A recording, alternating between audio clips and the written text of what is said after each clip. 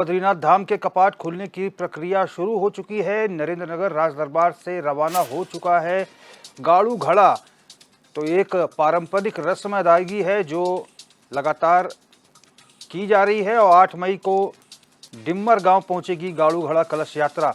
बद्रीनाथ के अभिषेक के लिए पिरोया गया तिल का तेल महारानी माला राजलक्ष्मी शाह की अगुवाई में पिरोया तेल 12 मई को खुलेंगे बद्रीनाथ धाम के कपाट। तो हर जगह 4 धाम की तैयारियों के लिए व्यवस्थाएं जो है की जा रही है और कलश यात्रा के जरिए ये तेल जो है ले जाया जा रहा है।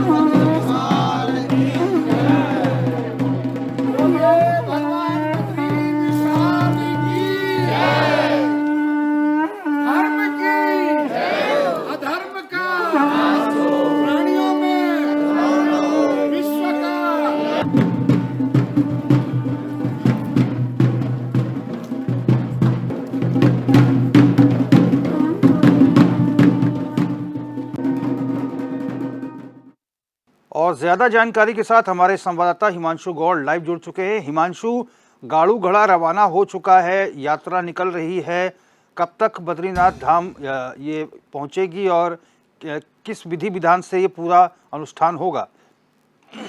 वही देखिए, बद्रीनाथ धाम के कपाट खुलने की तिथि जो घोषित हो चुकी है 12 मई को सुबह 6 बजे भगवान बद्रीनाथ के कपाट खुलेंगे। बद्रीनाथ धाम की मैं बात करूं तो ये भारत के 4 धामों में भी एक श्रेष्ठ धाम है और उत्तराखंड में क्योंकि बद्रीनाथ धाम के जो कपाट खुलने की प्रक्रिया है वो अन्य 3 धामों गंगोत्री, यमुनोत्री और केदारनाथ से जो है भिन्न होती है। कि बद्रीनाथ के धाम की प्रक्रिया की मैं बात करूँ तो ये प्रक्रिया है ये आज भी राजशाही के तौर पर देखी जाती है। टिहरी नरेश जो होते हैं उनकी अगुवाई में ही कपाट खुलने की जो सारी प्रक्रियाएँ हैं, जो सारी परंपराएं हैं वो निभाई जाती हैं। इससे पूर्व हमने देखा कि बसंत पंचमी के जो अवसर था वहाँ पर महाराजा मनुजेंद्र शाह के अगुवाई में जो है उनके राशि से जब भगवान बद्रीनाथ के कपाट खुलने की तिथि निकाली गई और आज जो है महारानी माला राज्य लक्ष्मी शाह की अगुवाई में जो है सुहागिन महिलाओं ने गाड़ू घड़ा यानी जो तिल का तेल है वो भगवान के अभिषेक के लिए पिरोया है। और गाड़ू घड़ा जो कलश यात्रा है वो एक डिम्मर पंचायत की ओर से निकाली जाती है। जो ये परंपराएं हैं वो पहली नरेंद्र नगर राज दरबार में सुहागिन महिलाएं इस तेल को पिरोती है। उसके बाद जो गाड़ू घड़ा कलश यात्रा जो निकलती है वो जनपद के अनेक पड़ावों से निकलकर ऋषिकेश होते हुए 7 मई को ये यात्रा होगी। ये डिम्मर गांव पहुंचेगी। 8 मई को नरसिंह मंदिर जोशीमठ में पहुंचेगी। 9 मई को जो है नरसिंह मंदिर जोशीमठ में भोग लगेगा। 10 मई को ये पांडुकेश्वर के लिए रवाना होगी और पांडुकेश्वर में बाल भोग जो भगवान का लगता है। उसके बाद 11 मई को जो है गाड़ू घड़ा बद्रीनाथ धाम पहुंचेगा। मुख्य पुजारी रावल जी और तमाम वेद पाठी और धर्माधिकारियों के नेतृत्व में जो गाड़ू घड़ा कलश यात्रा है वो 11 मई को बद्रीनाथ पहुंचेगी और सुबह 6 बजे जो है तिल के तेल से जब भगवान का अभिषेक होता है उसके लिए ये पूरी प्रक्रियाएं होती हैं। हिमांशु, हम चाहते हैं कि हमारे दर्शकों को बताइए कि जो अलग अलग जगह डिम्मर गांव पहुंचेगी ये गाड़ू घड़ा कलश यात्रा, अलग अलग मंदिरों में विधि विधान से पूजा अर्चना करने के बाद बद्री विशाल पहुंचेगी 12 तारीख को। इसका क्या महत्व है जो जगह जगह रुक रुक के जो यात्रा को रोका जाता है? धार्मिक महत्व क्या है इसका?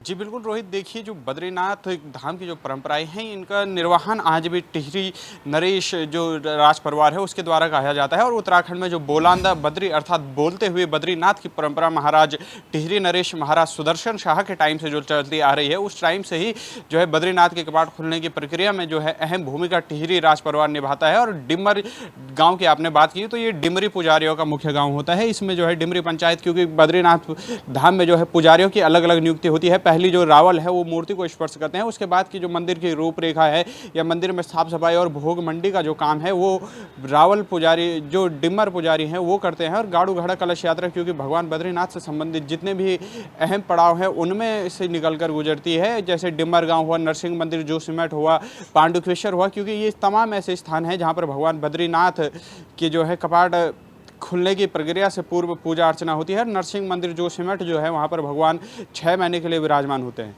चलिए हिमांशु, बहुत बहुत धन्यवाद, आपने बहुत महत्वपूर्ण जानकारी दी।